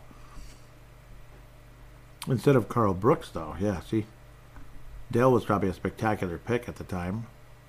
See, now I'm just going to take all the same guys. Well, I'm going to take Dell, yes. So, since it's an A+ pick, I guess so. But I think he slipped to the third pick. It's the same guys again. Stupid. So that's dumb. Yeah, okay. I'm going to end up taking all the same guys again. Actually, no. I'm not going to take Carl Brooks because I took Cansey. No, I didn't take Cansey. He's gone. No, I did. I got it mixed up. So, yes, I will take my chance with this Tre'Vius Hodgins Tomlinson. Whew, just rolls right off your tongue, right? Tre'Vius Hodges Tomlinson. Yeah, that was easy. Very easy.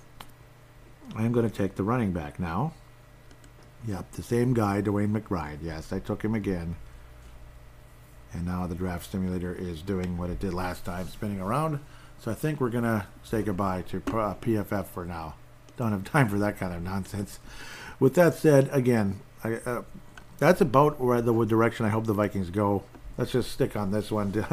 Deonte Banks, not necessarily endorsing him with the pick, but to address cornerback, wide receiver, edge rush, halfback, which is running back, and linebacker and Dorian Williams in the 5th round. No 6th-round pick, so Deonte Banks, round 1. Nathaniel Dill, round 3. That's a wide receiver, of course. Round 4, edge rusher Carl Brooks out of Bowling Green. Round 5, halfback / running back Dwayne McBride out of UAB with the big old fire-breathing dragon. Gotta like that. And later in the 5th round, linebacker Dorian Williams out of Tulane. That's what I'm, kind of looking at something like that if we end up just sticking exactly where we are. But we all know that never happens in the draft. So that's kind of my approach going into the draft. Cornerback, receiver, linebacker, edge rush, and running back, if I said that already. Would be nice to take a developmental quarterback, but the Vikings seem to never do that. We'll see what happens. Obviously, there has to be some type of plan post Kirk Cousins coming up in the not-too-distant future. Will that happen in this draft? Quite possibly. The Vikings trade up to get one of the bigger-name quarterbacks. That could be a direction the Vikings go. Unfortunately, we don't have a whole lot of draft capital to work with to begin with if we do that. So that's another thing to think about. We might have to take like a real player to make a trade as well. So we'll see. We'll see what happens if the Vikings are able to pull off something like that. With that said, a nice balanced attack in the draft. With that said, we'll take a quick break and come back for a fun, entertaining fan interaction segment.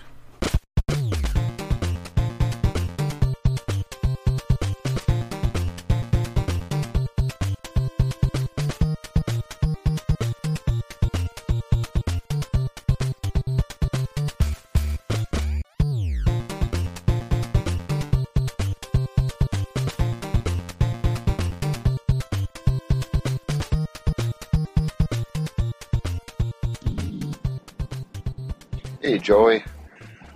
Just calling in to do my annual State of the Vikings. I'm going to start with always like to get the disappointing stuff over with first. I don't have an actual player that I would say was the most disappointing, just the defense in general. I guess you could say Eric Kendricks, but I hate to. He's been so good for so long. And for whatever reason, if he's just getting older, slower, kind of a little bit of a drop off. This year, don't even know if it's the scheme, if it's the players, but just the defense in general. How bad they were, and so that was very disappointing. And just coming to the playoffs, getting into the wild card round, and just not being able to come out on top. Like I told you last time, couldn't even finish watching that game when they came out the second half and just ran the ball down the field. It was just kind of felt like that was going to be how it ended, and it just really was just hard to watch, and just too bad that we, for as good as the offense was, that we couldn't do better than that. But anyway, biggest surprise that to me, it's like the Detroit Lions let Hawkinson come over, and just that even as a player, how well he did once he got over here. Don't know if Detroit just didn't want to. I'm sure he had his rookie contract up, so they were probably going to have to pay him some pretty big money. But outside of your buddy there for the Chiefs, I think Hawkinson is about as good as they come for production and how well he did when he came over. So that was a surprise. And actually, the way the offensive line is really starting to come together, the rookie, I think Ed Ingram, is his name. I think he played every snap, and I think he looks like he's going to do well. But just how dominative Christian Darrisaw became, and I think Garrett Bradbury's even getting a little better. And they had a stat when he was out, how much more inefficient the offense was when he was not in there. So I think even he is, even though they didn't take his fifth-year option last year, they may want to rethink that. I don't know, but I like the way that offensive line is coming together, and just the offense did great, the defense did terrible. That was kind of the way that goes. MVP, I think, is pretty easy. I don't even know if I need to name it, but yeah, JJ, he's our superstar. Hope we can figure out a way to keep him around for a long time. I think he's good for the team. I think he's good for the community. I think it's kind of fun to watch, and just a good guy, good player, outstanding. Anyway, that's kind of it. I'll kind of leave it at that. Going to be interesting to see what we do in free agency, if much of anything, and how they, Brian Flores, how he does redoing the defense, and what that looks like in the draft. And it's a year-round deal. Be interested to see how it all plays out. So other than that, thanks for doing the show, Joey, and for all the great work and the great shows. And we'll talk to y'all later.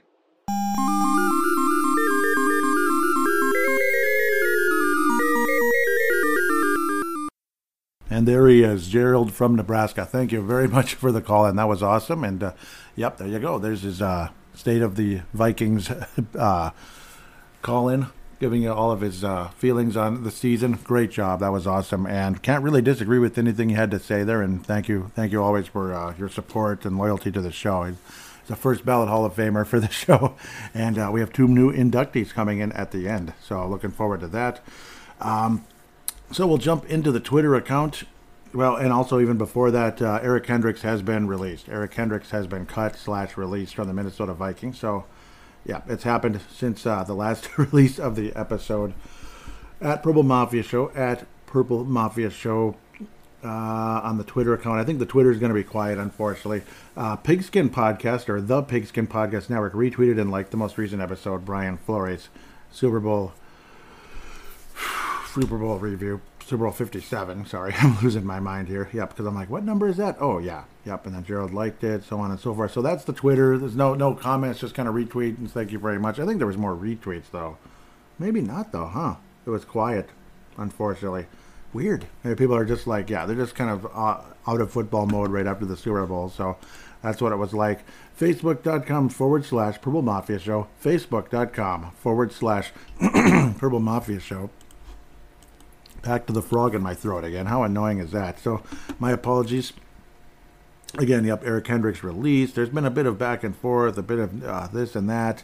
I released, yep, so we're catching up to where we were last show. James Tate simply says, love this. And thank you very much, James Tate from Phillipsburg School Athletics. I want to see if I can see the location.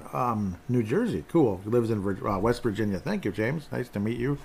Very, very appreciative. So, yeah, Viking fans all over the country. Looks like a good guy for sure.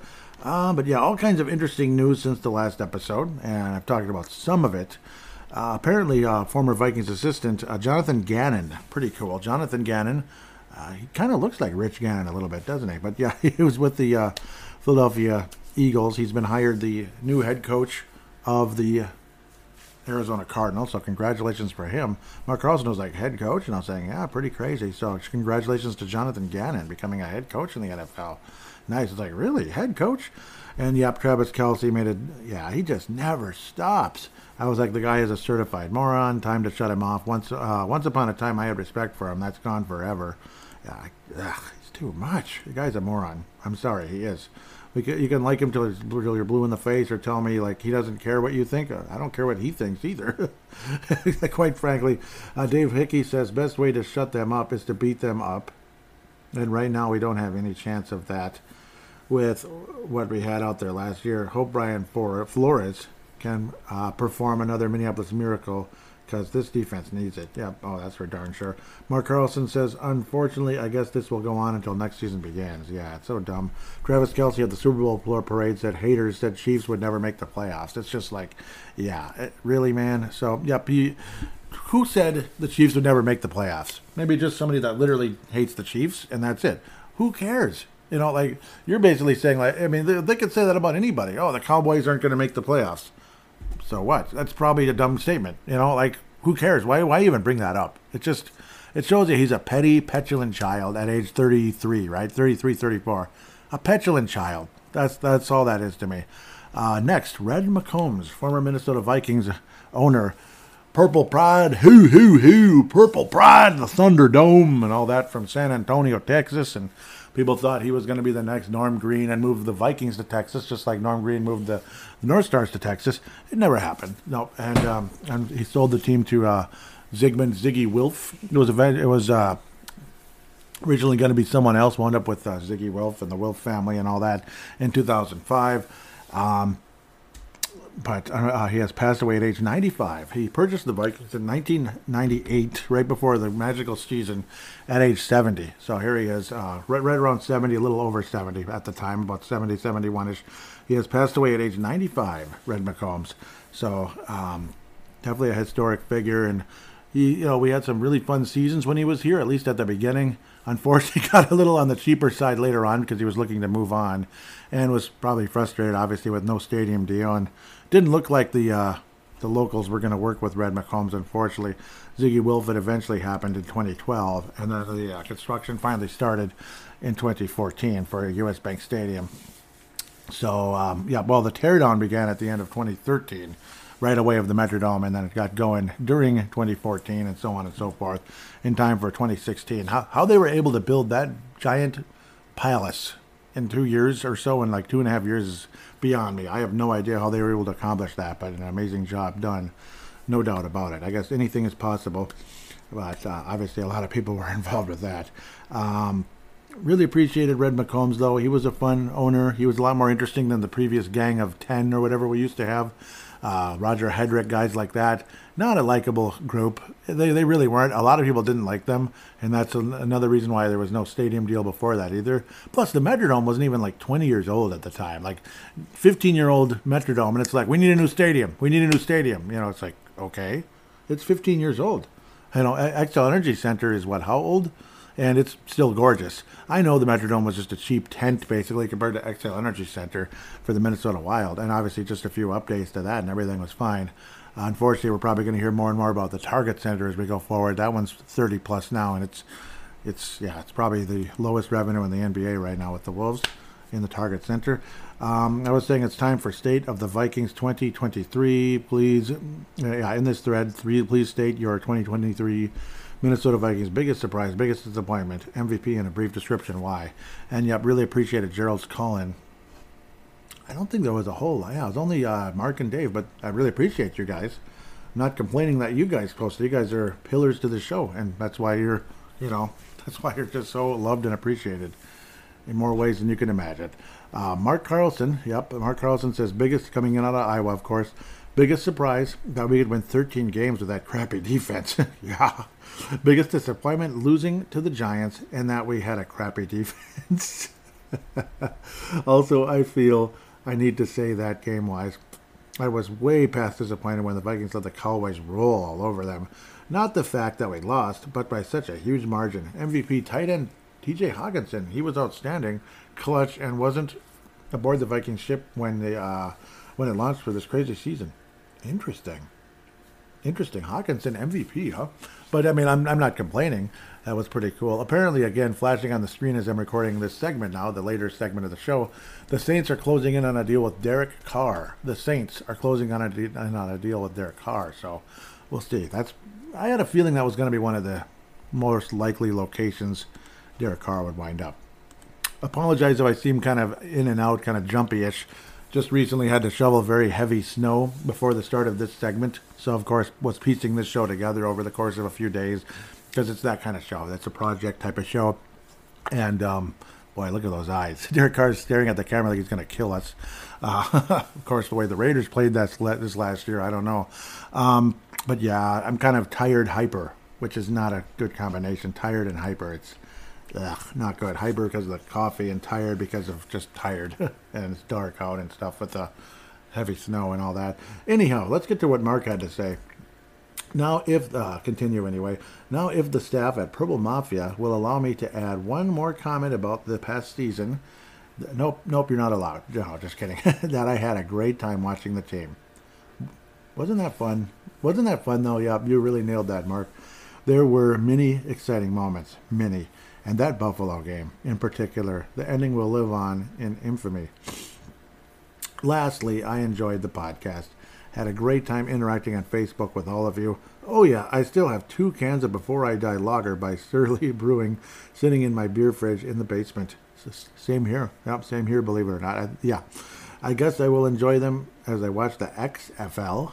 I am a fan of the DC Defenders, so thanks, Paladino Joey, for a great podcast all season. Skol, Mark from Iowa. I remember liking Salt Lake City. I've always been I've always wanted to see Salt Lake City. You know, I've always been curious about it. So, yeah, I mean, cool, though. That's a nice, interesting choice for a team there. A lot of the teams from before, like Vegas Vipers, Seattle Sea Dragons, and like you say, the DC Defenders, they're still there. But Salt Lake City's no more. Maybe they moved to one of them. I remember the Houston Roughnecks. Yep. Somebody must have moved, unfortunately. So that sucks. I like Las Vegas, or excuse me, Salt Lake City. St. Louis Battlehawks. Well, at least they have a pro NFL, pro team, not NFL team, but pro team. XFL. It's cool. It's better than nothing. Nice mention there. Dave Hickey, also a Hall of Famer out of Iowa. Yep, Iowa and the Minnesota Vikings and Purple Mafia show are a wonderful combination. Dave Hickey says, my biggest surprise is the coaching staff can get 13 wins from basically the same team that won 8 the year before. And the defense was that bad with a lot of star power on that side of the ball. The biggest disappointment is that the defense,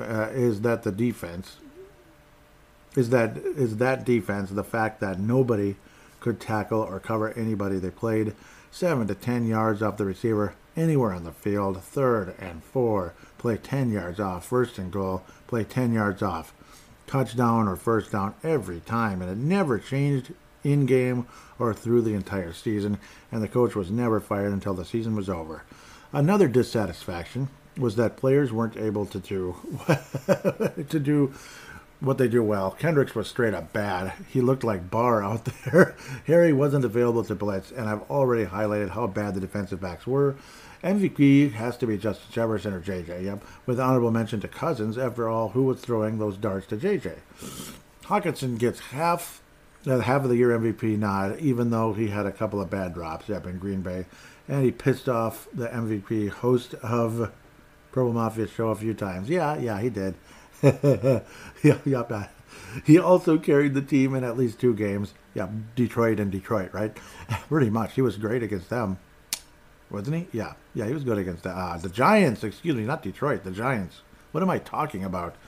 I'm really excited to see how much this team changes over the offseason with little money and only 4. Yeah, that's the scary part. Only 4 picks in the draft. A bunch of good players are free agents. And they need to address several contracts, I believe. We're in good hands with Brian Flores as the new defensive coordinator. Really excited to see what he can do. They sure can't do any worse. Skol. And yep, great thoughts. Yep. So now I lost track of something. I had my I wanted to, let's see, what was I looking at? That's what I was thinking. Yep, Barr. Yeah, like when you mentioned Barr, how bad he was. And yeah, he was terrible, and I couldn't wait to see him go. There's some, I forget which page it was, where they're talking about guys that the Vikings could bring back.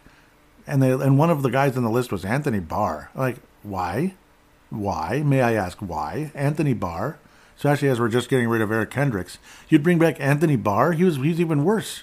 Are you crazy? So Eric Kendricks was an MVP candidate in the past. Obviously, this year he was my biggest disappointment too. So, yeah, I mean, he was a huge bust. New one, yep, I would not anticipate another 1-year extension for Kirk Cousins. Tom Pelissero, NFL Network, of course, Minnesota Ties, obviously was with Score North and all them. So Kirk Cousins, it's not going to be a 1-year extension, most likely, from what things are going from both sides of the equation, apparently. The Kirk Cousins camp and the Vikings themselves, the GM and all them. So it's like either long-term commitment or adios amigo after the end of the year. Let it ride. I kind of am leaning towards let it ride. I kind of am. Because if you make a long-term commitment, what future do we have? Another interesting conversation, as I'll say this before I get into the thread, is that there's talk about Richardson. Maybe the Vikings could trade up to get him. And then there's other talk that he could go as high as number 1. But the conversation was how Richardson needs good quarterback coaching, basically. Like, he's got a ton of talent, and if he's with the right organization that can coach him properly, he will reach his potential. He'll pan out, so to speak. He'll reach his ceiling. And, well, this is a pretty good organization now. In the past with Mike Zimmer, it'd be like, are you crazy? Hell no. That's the worst place you could possibly go. Yeah, it's like, it's the last thing you'd want to do. I don't even have a smart comparison to go with right now. And I don't know, it would just be a smart ass comparison, if anything. So at the end of the day, yeah, I mean, this is a pretty good fit for, say, somebody like a Richardson who needs coaching, so to speak, in order to reach his full potential. So maybe the Vikings will make an aggressive move. Unfortunately, I'm not sure what kind of trade chips we have at this stage because we don't have much of a draft anymore, which is kind of sad. We've traded away a lot of picks this time around. We shall see. Let's get to the comments now on this whole Kirk Cousins situation. I hate that most relevant. Just put them all there, you big dope. Okay. Mark Carlson out of Iowa says, it is a damned if you do and damned if you don't decision, 100%. True, because obviously you let him go, you're kind of sort of starting over or something like that. So this is backwards. I'm going to go back. I'm going to go down. Yep. Samuel Black says he sucks in primetime and says please don't. Ronald LaShawn Jordan says good riddance. You definitely don't deserve another contract extension. Michael Hines says no. Dave Hickey says I disagree with Ronald. He was not the problem last year, and he actually won several games with his play. He's not Pat Mahomes or Brady, but he doesn't have to be. He doesn't have to be that for us to win the big one. Look at both the Manning brothers. Peyton looked like bleep in his last story. Well, yeah, he did. He was done. He was freaking done. Kind of like Breeze. He couldn't throw like 10 yards anymore. It was like, what happened to him? But, yeah, and it was just boom, boom, boom. The ball was, like a duck. And crybaby Eli has never been as good as Kirk. It's a matter of team health, luck, or catching lightning in a bottle at the end of the year. I think Eli Manning was pretty clutch. That's the one difference. I think Eli is clutch. That's one thing I liked about Eli. I really appreciated that about him. Mark Carlson said, yep, he liked what Dave Hickey said. He gave him a gold star. So, yeah, I think so, too. Mark. Yep. Yep. And both you guys are gold stars, if you know what I mean. You really are. Yeah, that was good. That was a good response. Even though, I'm not a huge Kirk fan. I'm not a huge commit to Kirk type of thing. He definitely wasn't our biggest problem last year. Not even close. He wasn't even close. The defense was pathetic, and Kirk had some unbelievable games. And he does deserve credit for it. The way it ended was super frustrating because all the things we didn't like about Kirk and the little, how we do these stupid checkdowns and kind of like, just make the wrong decision at the wrong time, so to speak, over and over and over again in the past. And then it happened at that moment. But I suppose that figures because our backs were against the wall as much as a team can be when it's 4th and long, where obviously you don't get the first down, your season ends on the spot. So I guess it's kind of like what it is. Damned if you do, damned if you don't again. And the Vikings did cut leading tackler Kendricks. Yeah, he got tackles after giving up 15 yards on each tackle. Okay, I'm just kidding. In average, but it's something like that. It wasn't good. Just couldn't keep up, and it's too bad. He was a hell of a player, and I loved him. It's crazy how quickly somebody like an Eric Hendricks can drop off. The scheme stuck too. There's no doubt about it. The scheme stuck, but of course, when you can save like $9 to $12 million on a move, with a dead cap situation, and the guy played terribly, what do you think is going to happen? It's like the sun's going to come up in the east, right? Every day. That's about it. Like, what else is new under the sun? Now that I've ran that over about 50 times, I apologize. That concludes the actual regular fan interaction part of this show. Gold star will be Dave Hickey. Mark and Gerald are going to bring in gold-plated silvers because they're just the greatest ever, and I'm not kidding. Bronzes can go to... where do they go? I'm losing track of where I am. Yeah, bronzes can go to the two guys there. That will be Sam Black and Ronald. Yeah, Sam and Ronald will bring in the... what was the other guy that I talked about as well? There was another guy. Oh, yeah, James Tate. Yep, he can bring in a bronze as well. Not a whole lot of interaction, but really good interaction from Gerald, Mark, and Dave Hickey. You guys are just, pillars of the show. Absolute pillars. Guys like Mad Martin, Malcolm McSween. Obviously, I could mention them forever, how great they've always been to this show. Didn't interact on this one, and that's okay. I'm sure I'll hear from you in the future, in the not-too-distant future, I hope. Love you guys so much. Really appreciate everything. So the gold star for this step, I already gave that out. So now we'll keep moving here. The next step is the gold star, the stars of the year, so to speak. The bronze star of the year is going to go to Dave Martin. He could be a gold star any freaking year. All three of these guys could get the gold star any freaking year because it's going to be individual people this time. It's not going to be like 2 or 3 per star, obviously. Some years I would put more than one, particularly for the bronze or silver. But I just put 3 people this time. These guys, all 3 of them are gold stars, like year in, year out. Actually, I am going to do this. I'm going to go against what I just said. Dave Hickey's also going to bring in a bronze. I can't believe I didn't have him there, and I feel sick about it, actually. Dave Hickey and Dave. It's going to be the Daves are going to get bronze, silver-plated, gold-plated bronzes for those 2 guys. Mike Dale is going to bring in the silver.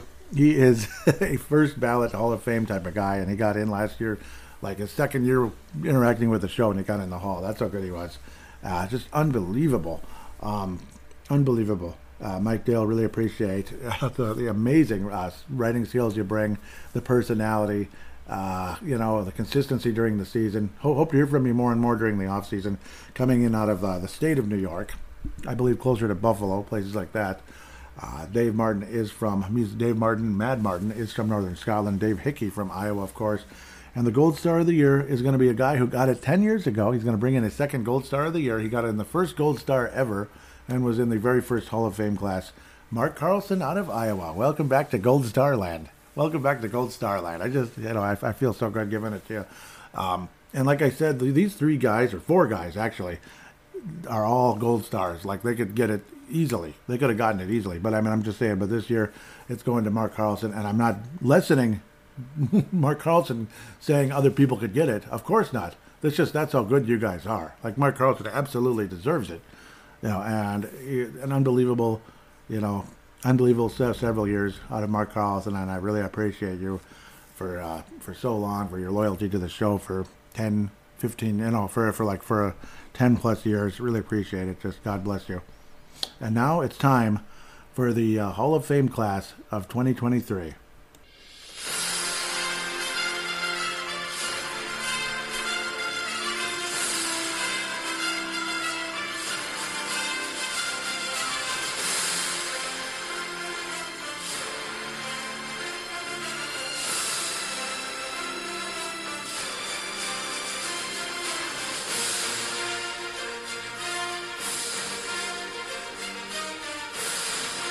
It's a song of victory, a song of excellence, a song that we hope one day we will hear played as the Lombardi Trophy is brought out with purple, gold, and white confetti coming from the sky. We hope one day we will hear that song. But today it's for the inductees to the Purple Mafia Hall of Fame. Our 2 inductees for this year, starting with Jerry Hicks out of St. Louis, a long time listener and poster. Made a pretty cool bumper song a while back, singing Skull Vikings, and he's a darn good singer, and I really appreciate him.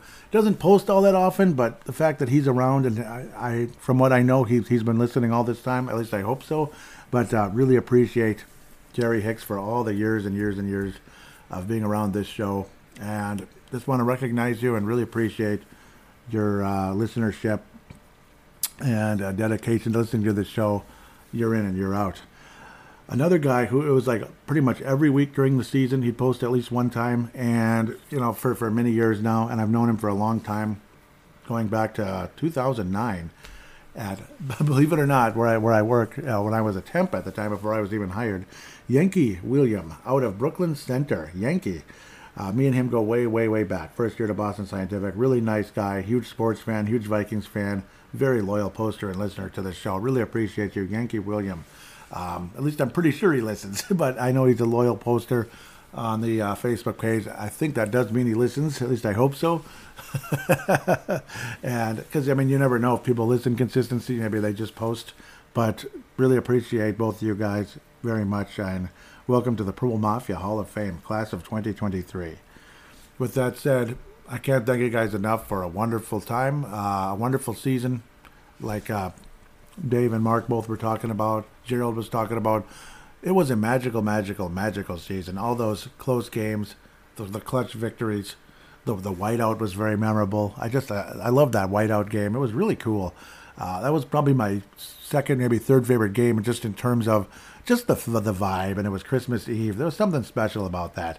Like the gentle white snow. It just felt like frosting on a nice little cinnamon roll or something like that. It's just, there was just a quaintness to it.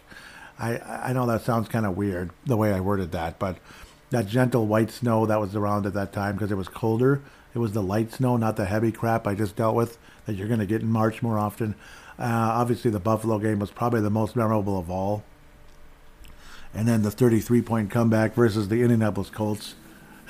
How I wrote at halftime, heck with it. I'm just going to post the post-game thread now. It's not like the Vikings are going to make the greatest comeback in NFL history or anything. And then they did, which was hilarious. It was one of the funniest things ever, but that's exactly how it goes at the end of the day. So an absolutely memorable season that we will remember forever. It just sucks the way it ended. It really does. But at least there's some nice memories we can gain from it and maybe make us even more hungry to finally get that Super Bowl. I'm not sure how much hungrier we can be at this stage, losing 4 Super Bowls in the 70s.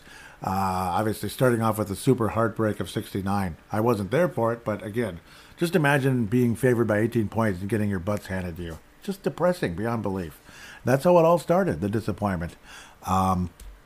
Obviously, the push-off game of 75, the 75 season with the Cowboys, when a lot of us really, started hating the Cowboys. Again, before I was born, but a lot of Viking fans hated the Cowboys forever since then. The team got older, no longer was able to get to the Super Bowl and all that, and haven't been back since 76. It's just so sad. And then what have we lost? 6 consecutive NFC Championship games in terms of, getting to it and losing, per se, not making it 6 times in a row, but losing in 6 consecutive appearances in the NFC Championship game. It's depressing beyond belief. It's like a big number 10 right there. 4 straight Super Bowl appearance losses, and 6 straight NFC Championship losses. Now, I guess we were the last team to win the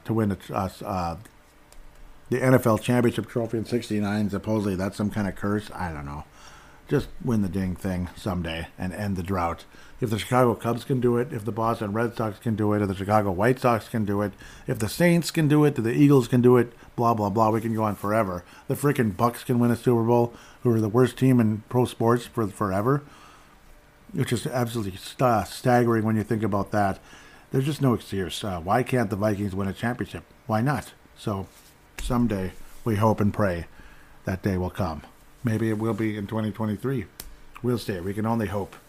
We can only hope and pray.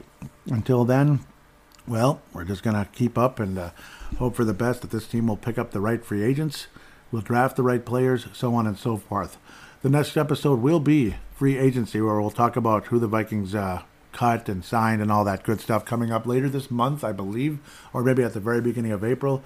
After that, there'll be a draft preview and a draft review, probably about 2 or so weeks apart, by approximately, depending on how things go.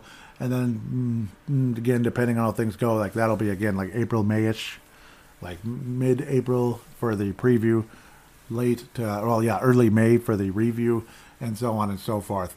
By the next time hopefully by the next time I do this podcast, I will have a newer, better position in the company I work in. It's all completely unofficial, but there's been encouraging talk about it. We shall see. I'm a wait and see type of guy. I want to hear it from the horse's mouth first, because you just never know. I want to hear the good news first, and I hope I can pass that on to you.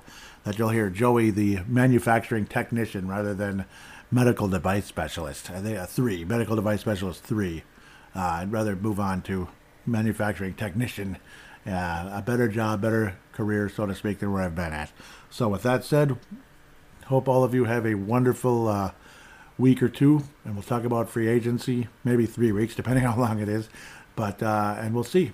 We shall see. Until then, take care, and God bless each and every one of you.